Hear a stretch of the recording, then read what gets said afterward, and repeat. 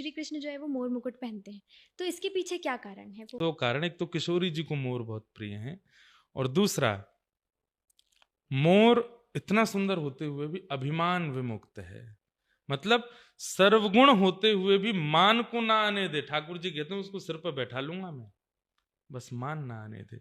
और फिर एक व्रज की लीला है कि ठाकुर जी रास कर रहे थे किशोरी जी के साथ में, और रास करते करते इतने में मोर आ गए। तो अत्यंत प्रिय रास किशोरी जी को, वो भी किशोरी छोड़ देती हैं जब मोरों को देखती हैं, और मोरों के पास पहुंच जाती हैं, कोई दाल पवाती हैं, किसी को कुछ।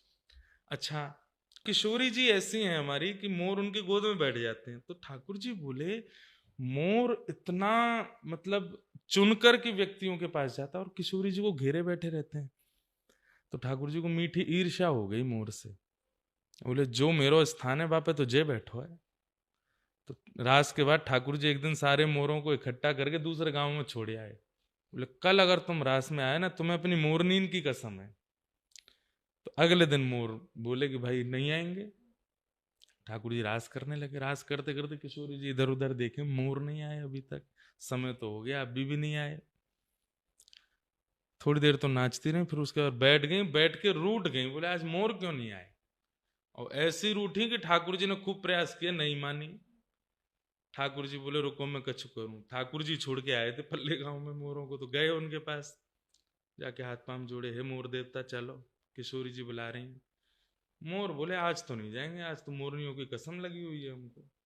ठाकुर जी बोले, माँ श्री जी मान कर रही हैं, आज नहीं गए तो बहुत अनर्थ हो जाएगा। बोले, आज नहीं जाएंगे ठाकुर जी, आज तो मोरनियों की कसम है।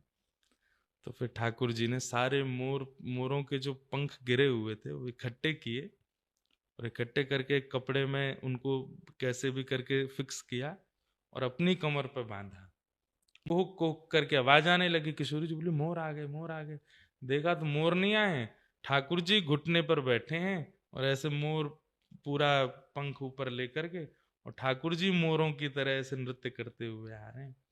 उस दिन से ठाकुर जी बोले, हे श्यामा जी, आपको मोर इतने प्रिय हैं, आज से अपनी पाग में मोर पिच्छ धारण करूंगा। जब कभी मैं आऊंगा तो मुंह को कहीं मेरे अलावा मोरन की याद नहीं आए तो मोर पिच्छ देखती रही हूँ ऊपर यहाँ पे धारण रही हूँ। इसलिए भी ठाकुर जी मोर पिच्छ धारण